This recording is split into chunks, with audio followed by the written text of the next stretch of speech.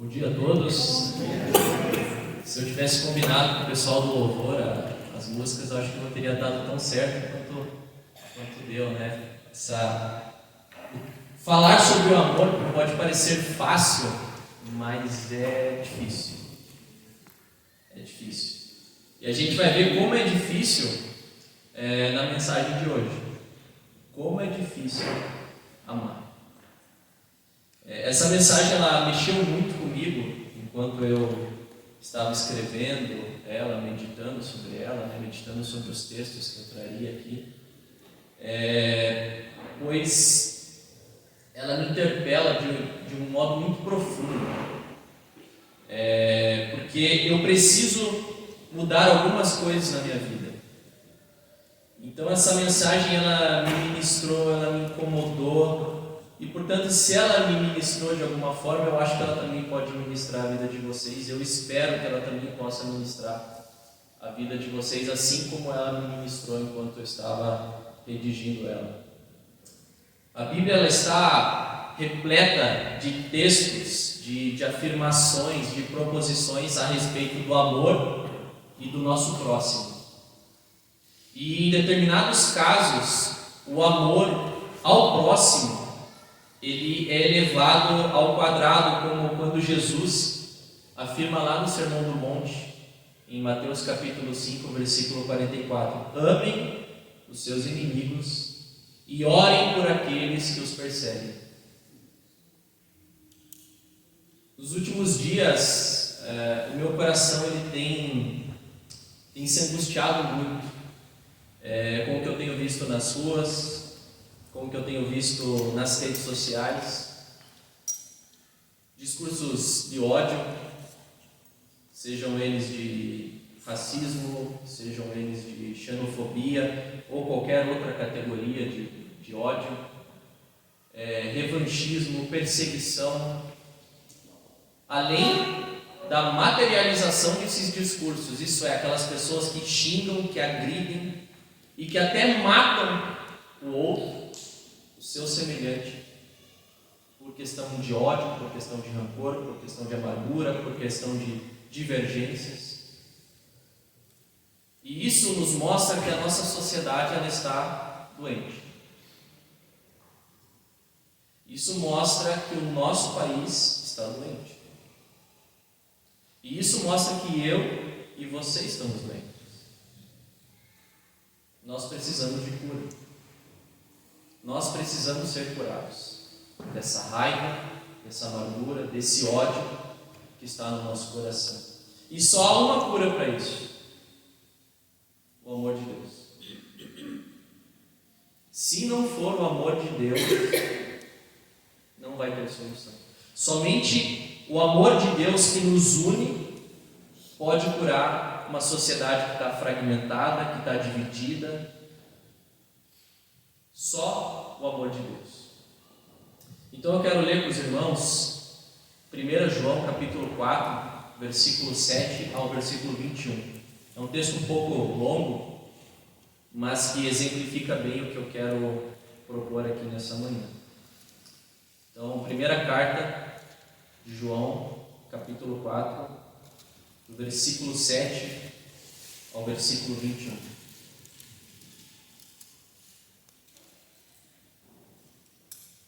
Diz assim o texto: amados, continuemos a amar uns aos outros, pois o amor vem de Deus. Quem ama é nascido de Deus e conhece a Deus. Quem não ama não conhece a Deus, porque Deus é amor. Deus mostrou quanto nos amou ao enviar seu único Filho ao mundo para que, por meio dele, tenhamos vida. É nisto que consiste o amor, não em que tenhamos amado a Deus, mas em que Ele nos amou e enviou o seu Filho como sacrifício para o perdão de nossos pecados. Amados, visto que Deus tanto nos amou, certamente devemos amar uns aos outros. Ninguém jamais viu a Deus, mas se amamos uns aos outros, Deus permanece em nós. E o seu amor chega em nós à expressão plena. Deus nos deu o seu Espírito como prova de que permanecemos nele e ele em nós. Além disso, vimos com os nossos próprios olhos e agora testemunhamos que o Pai enviou o seu Filho para ser o Salvador do mundo. Aquele que declara que Jesus é o Filho de Deus, Deus permanece nele e ele em Deus. Sabemos quanto Deus nos ama e confiamos em seu amor. Deus é amor. E quem permanece no amor, permanece em Deus e Deus nele. À medida que permanecemos em Deus, o nosso amor se torna mais perfeito.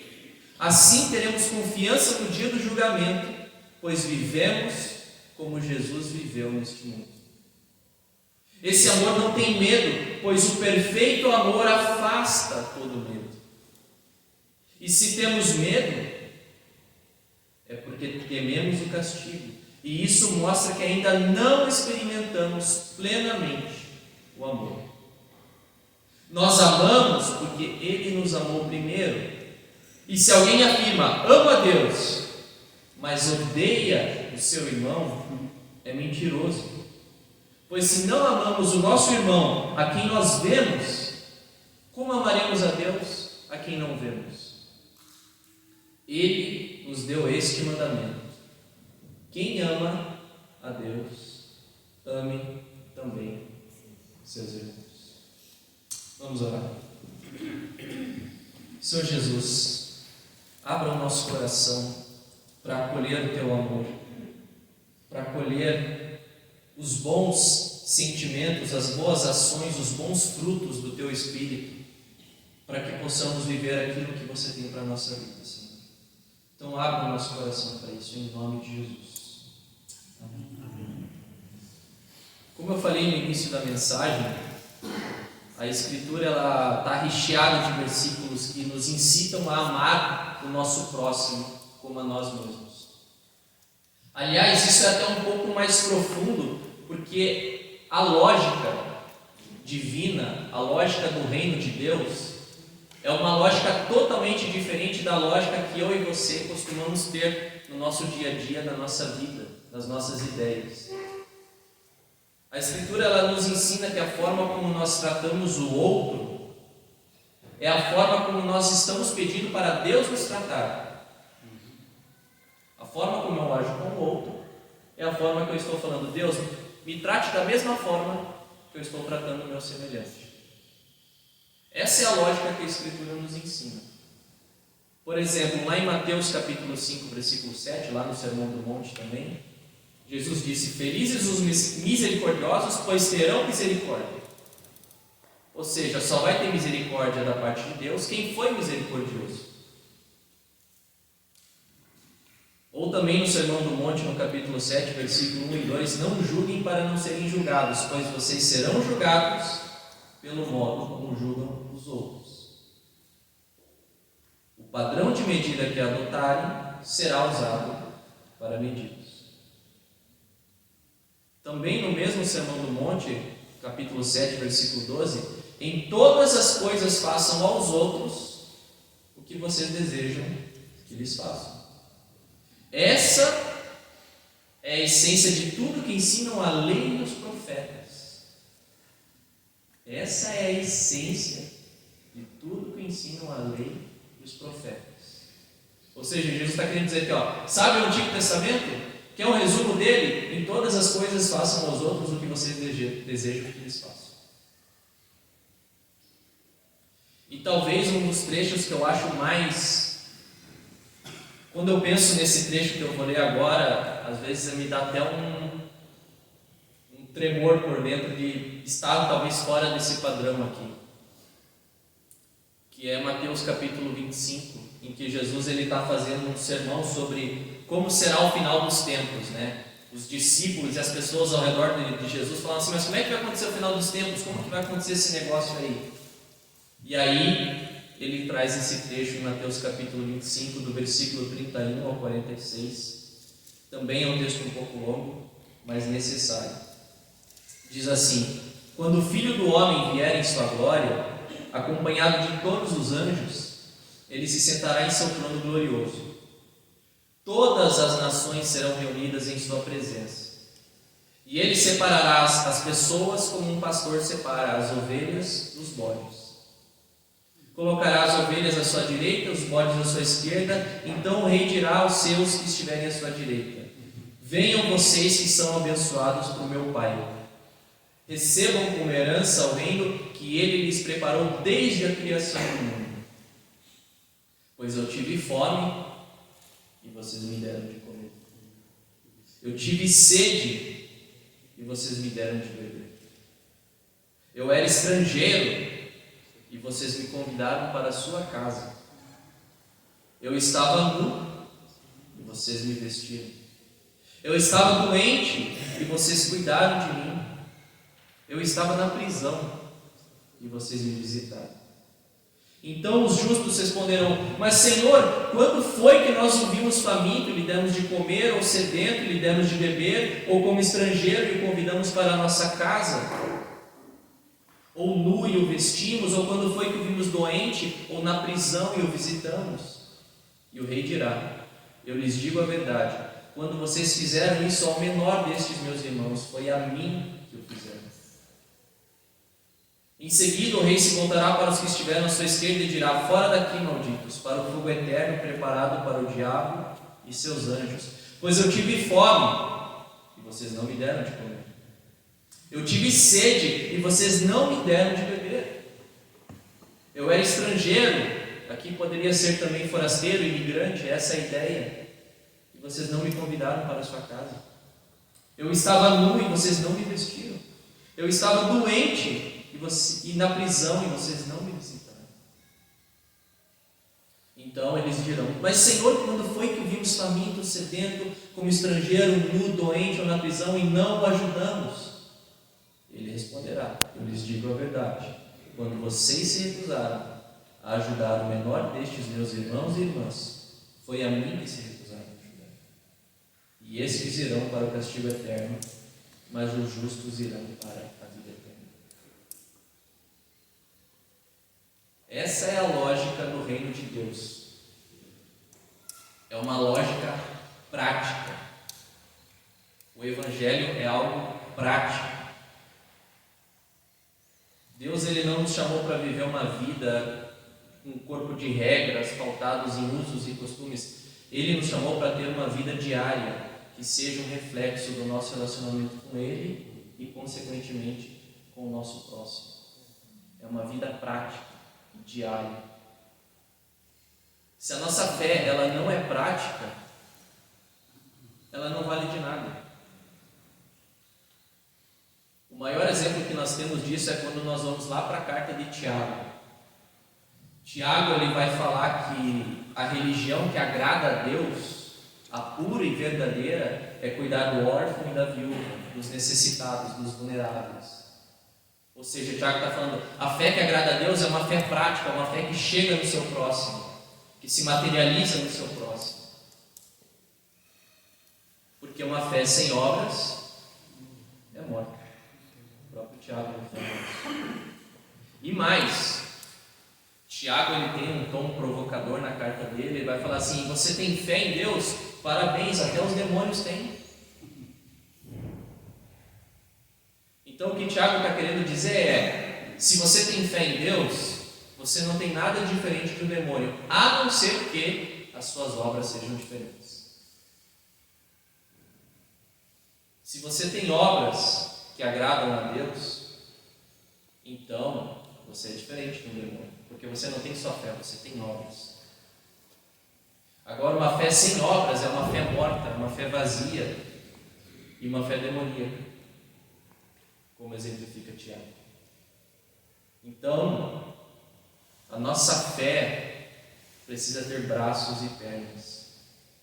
Ela precisa chegar no nosso próximo. Se ela não chegar no nosso próximo, ela é vazia, ela é morta. E isso só é possível por meio do amor. Pois em diversos momentos o que haverá em nosso coração é ódio, rancor, amargura, E repare nos versículos que eu acabei de citar. Vejam como todos eles remetem a uma lógica prática e tem como alvo o nosso próximo. O próximo é a materialização da nossa fé. É nele que mostramos o Deus a quem servimos. É nele, no nosso próximo, que nós mostramos o Deus a quem nós servimos. Nós já estamos saturados, por exemplo, de conversar e debater sobre a polarização. Mas quando a gente olha para a nossa sociedade, quando a gente olha hoje para a nossa sociedade, a gente vê o quão necessário é debater sobre esse assunto. O que me assusta é ver pessoas que se dizem cristãs puxando a fila dos discursos mais anticristãos que eu conheço. Jesus disse: vocês ouviram o que foi dito a seus antepassados, não mate. Se cometer homicídio, estará sujeito a julgamento. Eu, porém, lhes digo que basta irar-se contra alguém para estar sujeito a julgamento. Quem xingar alguém de estúpido corre o risco de ser levado ao tribunal, e quem chamar alguém de louco corre o risco de ir para o inferno.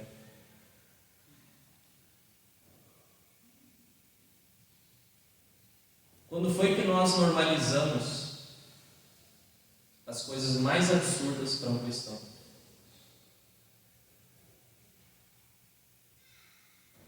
E aqui eu estou forçando um pouco, porque isso deveria ser uma prática comum de qualquer cidadão. Quanto mais um cristão, uma cristã. Quando foi que o amor deixou de ser a base da nossa vida e fé? E passou a ser o último item da nossa lista. Jesus colocou um olhar diferente sobre a lei no Sermão do Monte. Quando nós pensamos no mal ao próximo, nós já pecamos. E tudo que vem a partir daí só piora a situação.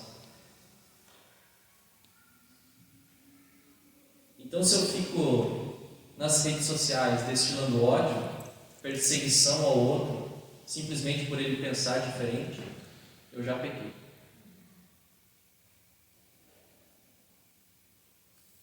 Os cristãos, nas primeiras décadas, nos primeiros séculos, eles se destacavam do restante da sociedade, justamente por terem um comportamento ímpar, ilibado.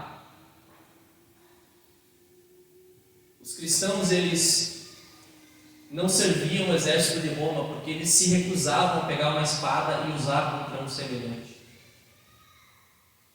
Os cristãos, eles respeitavam as medidas sanitárias. No segundo século da era cristã teve uma pandemia que dizimou o Império Romano, e o grupo que mais sobreviveu a essa pandemia foram os cristãos.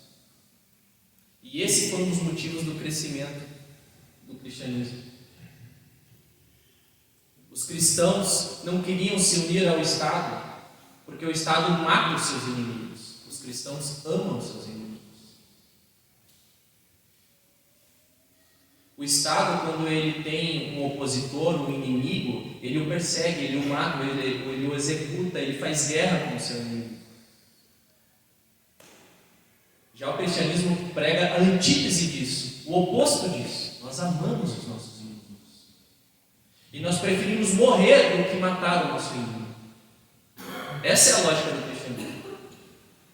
A lógica de Jesus é: eu morro, mas eu não mato.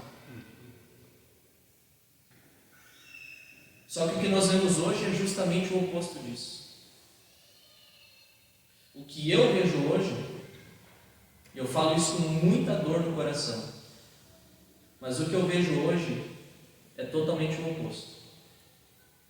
Parece que nós pegamos o discurso de Jesus e replicamos o oposto.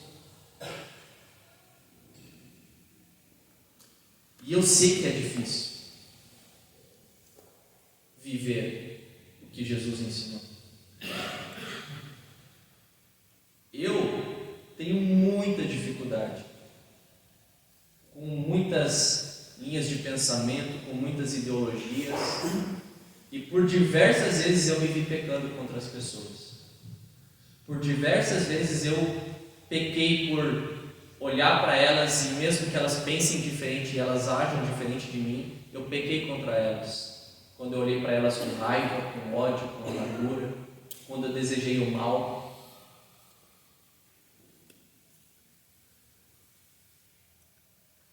Então, quando a gente olha para o legado de Jesus e a gente olha para a nossa sociedade, a gente vê que as coisas não estão batendo. O cristianismo, ele prega a liberdade de consciência. Jesus mesmo falou: você vai lá, vai pregar, não querem, bata o pó da sandália e vai para a próxima cidade. Nós somos convocados a levar as boas novas do reino através da nossa vida. É a nossa vida que vai mostrar o Deus que nós servimos. A base do cristianismo é o amor. É a base do cristianismo. O amor não é uma característica do cristianismo. O amor é a base do cristianismo. Se você tira a base, o fundamento, né, para quem é construtor, o Abner, né, se você tira o fundamento, vai para o chão. Então, se a gente tira o amor do cristianismo, o cristianismo vai para o chão. Acabou. Porque ele é a base. Deus, ele não tem amor. Ele é amor. Eu e você temos amor em uma situação ou outra da nossa vida. Nós demonstramos amor em uma situação ou outra nas nossas vidas. Mas Deus não é assim, porque ele é amor. Todas as ações de Deus são amorosas, em amor. Porque ele é amor. Ele não tem amor, ele é amor. Agora, como nós podemos dizer que amamos a Deus se não amamos o próximo? Nós não amamos aquele que cruza o nosso caminho. Isso, como vai dizer o autor Joanina, é hipocrisia, é mentira.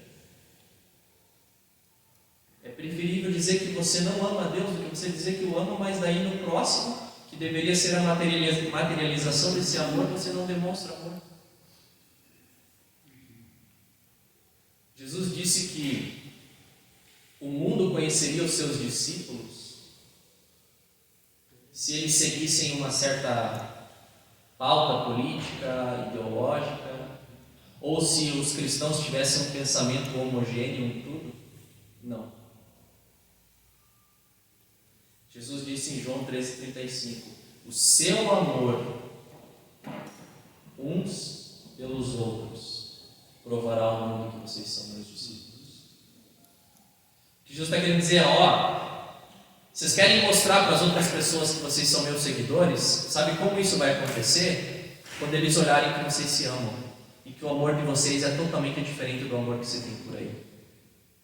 Quando eles verem isso, eles vão falar: opa, tem coisa diferente aí. Tem uma coisa divina, tem uma coisa sobrenatural, tem uma coisa espetacular acontecendo com aquelas pessoas. Porque mesmo elas sendo diferentes, elas estão unidas por um propósito maior. O C.S. Lewis, que é o autor de Crônicas de Nárnia, tem vários livros escritos sobre a fé cristã, sobre a vida cristã. Ele vai falar que o reino de Deus não é como um exército que está todo mundo perfilado, com o mesmo uniforme, agindo da mesma maneira, seguindo o mesmo comando, o mesmo general. Mas que é como o sal, que realça o sabor e a característica positiva de cada um, para assim todos serem sal da terra e luz do mundo. Essa é a identidade da igreja. Essa é a minha identidade e a sua identidade. É a famosa unidade na diversidade. Porque os cristãos, eles nunca foram um grupo homogêneo. Nem lá no princípio e muito menos hoje. Cada grupo tem a sua característica. Cada grupo, cada denominação tem as suas nuances, Mas aquilo que nos une deve ser maior do que aquilo que nos separa. Aqui na igreja mesmo, nós temos pensamentos diferentes, nós somos pessoas diferentes, criadas em contextos diferentes, em famílias diferentes, que pensam diferentes, muitas vezes. Às vezes, os pensamentos mais antagônicos, totalmente diferentes um do outro, em diversos pontos. Agora, se aquilo que nos separa é maior do que aquilo que nos une, nós temos um problema. Eu, por exemplo, sou atleticano, né? Sábado retrasado eu estava lá com aquela lágrima solitária, assim, né? Vendo meu time perder o título da Libertadores pela segunda vez, né? Eu sei que alguns aqui também devem ter sofrido, né? Junto comigo. Mas aí nós temos o Thiago. Nós temos ali nosso colega flamenguista. Então, nós temos algo que nos diverge. Nós somos rubro-negros, mas ele é o rubro-negro lá do Rio de Janeiro, eu sou o rubro-negro aqui no Paraná. Nós temos algo que nos diverge, né? Se a gente estivesse lá em Guayaquil, ele ia estar lá do outro lado e eu ia estar aqui, porque existe algo que nos separa. Mas há Cristo no meio do caminho. E quando Cristo está no meio do caminho, Ele é muito maior do que os times que nos separam. Logo, a destra da comunhão foi estendida para o Tiago.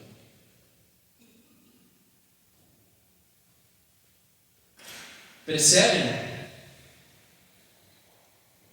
Se uma pessoa do partido A, que é cristã, diz que não pode se relacionar com a pessoa B, do partido B, que também é cristã, essas pessoas estão dizendo que os seus partidos e ideologias são maiores do que Cristo.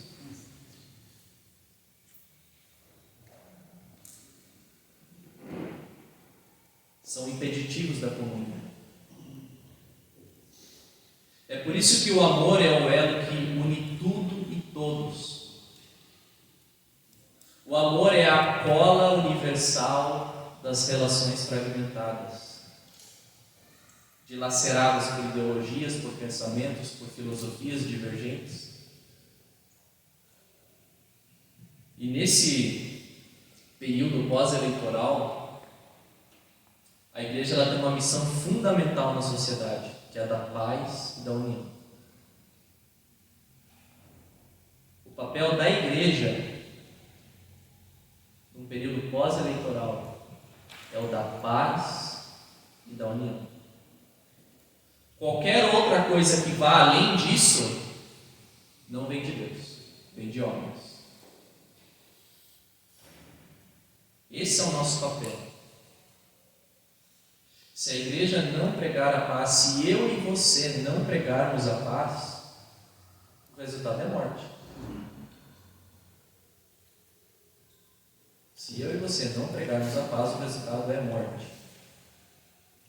Se a igreja não usar a sua maior arma, que é o amor, o resultado é morte. A igreja ela não pode mais errar, eu e você não podemos mais errar. Ou nós optamos pela via do amor, da paz, da harmonia social, ou o que nós teremos é o caos, a insurreição, a perseguição daqueles que pensam diferentes. E não é isso que Jesus ensinou. Não é isso que Jesus ensinou. Para concluir, as principais atrocidades e absurdos que eu tenho visto e lido nas redes sociais e nas suas, é triste porque às vezes eu vejo alguém sendo extremamente agressivo, xingando, falando mal, falando que vai perseguir, que vai matar aquela determinada pessoa. Aí eu abro o perfil da pessoa na rede social e está lá, cristão. Fala falo assim, não, tem alguma coisa errada. Tem alguma coisa errada.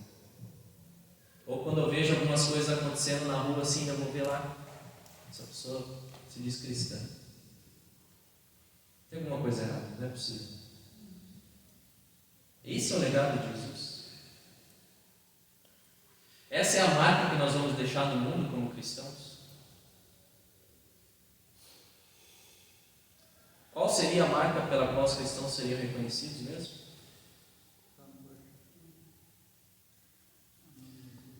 Igreja sem amor não existe. Igreja sem amor não existe. Cristão sem amor não existe. Não há como ser cristão, ser cristã, se nós não amamos o nosso próximo, principalmente, e agora é bem curitibano, né? Principalmente se ele for antagônico a você, se ele for diferente de você. Porque a essência do amor do cristianismo não é você amar aquele que pensa igual a você, que pensa como você, que age como você, que tem a mesma filosofia de vida que você, que crê nas mesmas ideologias, nas mesmas pautas que você. O cristianismo vai falar que o seu amor ele realmente é virtuoso se ele chegar naquele que é totalmente diferente de você, que pensa totalmente diferente de você. As virtudes que Jesus vai colocar, elas se fazem necessárias quando elas não existem. Então a virtude da paz não é quando está tudo bem, é quando o mundo está um caos, quando o mundo está em guerra, quando está todo mundo se matando, que aí se faz necessária a virtude da paz. A virtude do amor não é quando você chega, né, aquele final de semana, vai almoçar com a sua família, todo mundo se abraça e se ama, né? Se bem que agora no período pós-eleitoral, às vezes tem alguns que você evita, né? Mas é aí que está. A virtude do amor está em amar você, principalmente aqueles que pensam diferente de você, que agem diferente de você. Jesus disse lá em João, capítulo 14, versículo 23 ao 25: Quem me ama faz o que eu ordeno. O meu Pai o amará e nós viremos para morar nele. Olha só que forte isso. Eu vou reler isso aqui porque isso aqui é muito forte. Quem me ama faz o que eu ordeno, e meu Pai o amará, e nós viremos para morar nele. Quando você ama, Deus faz de você uma habitação. E ele continua: quem não me ama não me obedece. E lembre-se, essas palavras não são minhas, elas vêm do Pai que me enviou. E eu lhes digo essas coisas enquanto ainda estou com vocês. E aí Mateus 5, 46 a 48: se vocês amarem apenas aqueles que os amam, que recompensa receberão?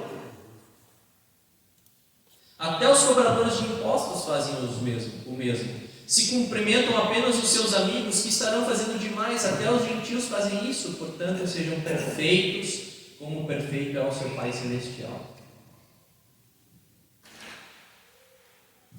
Eu gosto muito da Bíblia por vários motivos óbvios, mas uma das histórias que eu acho mais legal, e que até o Dirceu comentou na mensagem dele, é a história de Simão, o Zelote, e Mateus, o publicano.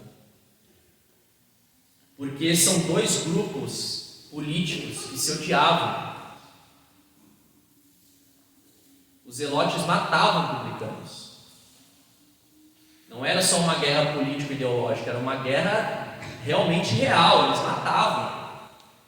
Primeira oportunidade que o zelote tinha para ir lá e dar uma facada no publicano, ele fazia.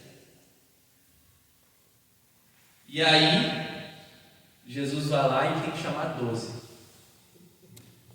E aí ele olha assim: será que se eu pegar um publicano e um zelote vai dar ruim? Não, mas eu tenho a solução para isso. Se eles entenderem o amor, isso não vai ser um problema. E o mais legal é que quando o texto, se você pegar para ler os evangelhos, sempre que aparecem os dois, o autor faz questão de falar Simão, o zelote, e Mateus, o publicano. Quando eles estão separados, só fala o nome deles, Mateus, Simão. Mas quando eles estão juntos, o autor faz questão de falar assim: olha o que Jesus conseguiu fazer. Simão, o Zelote, e Mateus, o publicano. Aqueles que teriam todos os motivos do mundo para se odiar e se matar, estão unidos num único propósito. Porque o reino de Deus é maior do que todas as coisas. O amor de Deus é maior do que todas as coisas.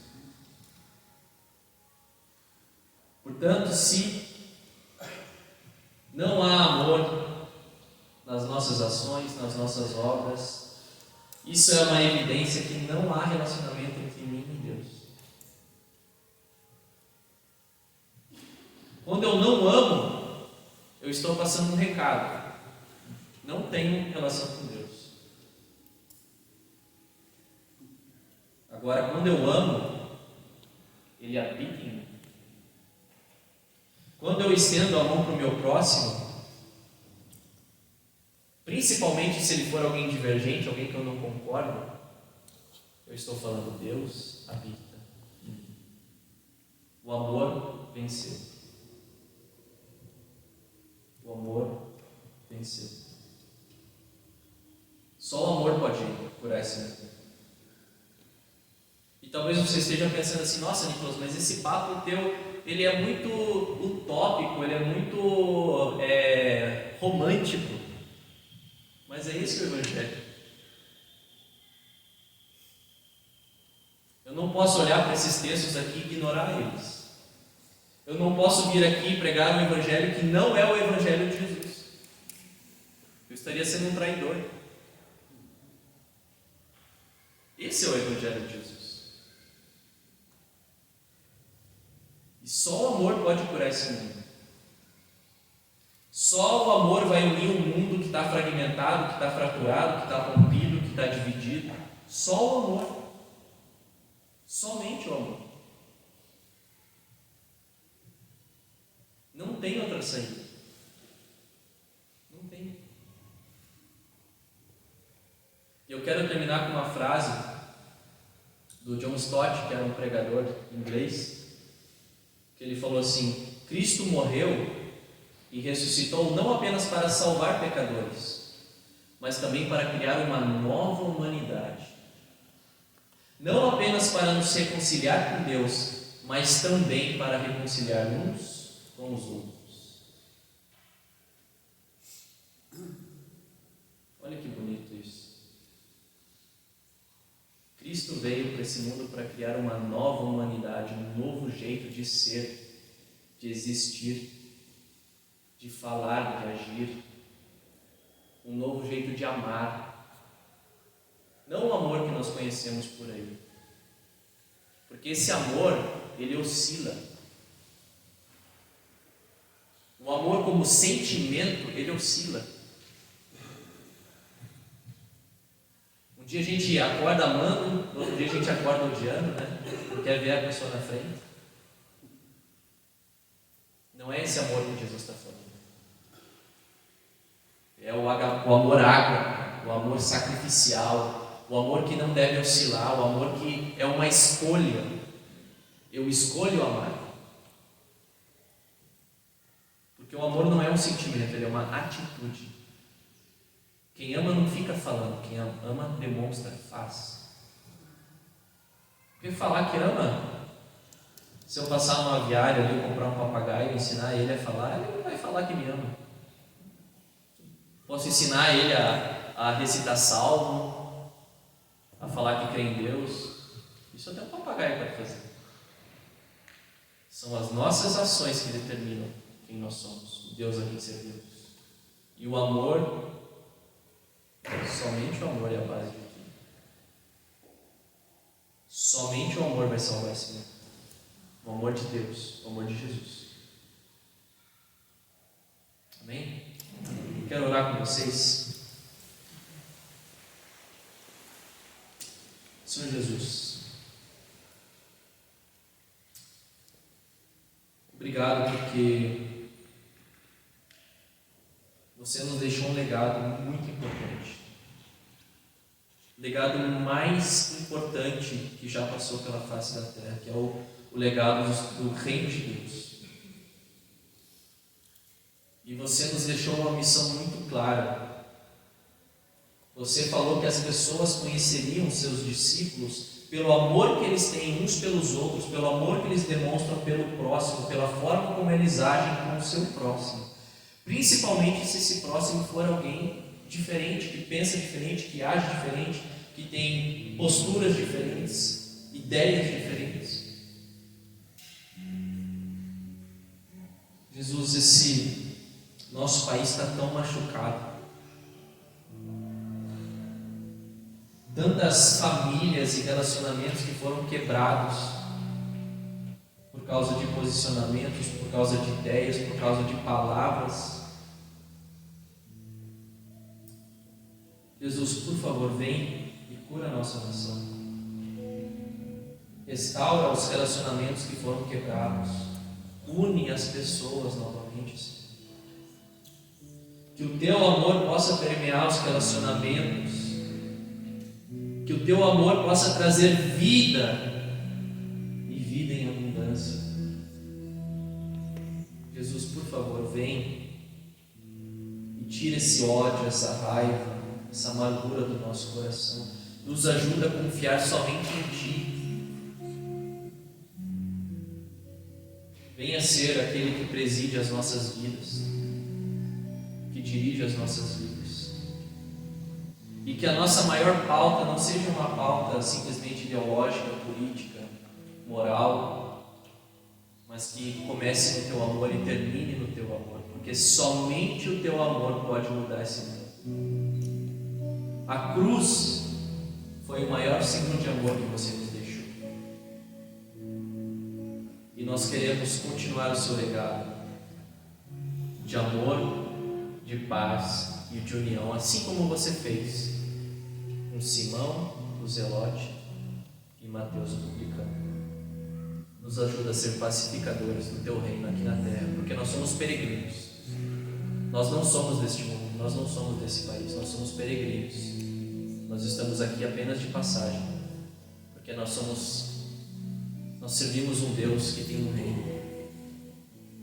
E um dia nós voltaremos para Ti, se e somente se nós tivermos amado o nosso próximo como nós mesmos. Em Teu nome, Jesus, nós oramos, pedimos e intercedemos.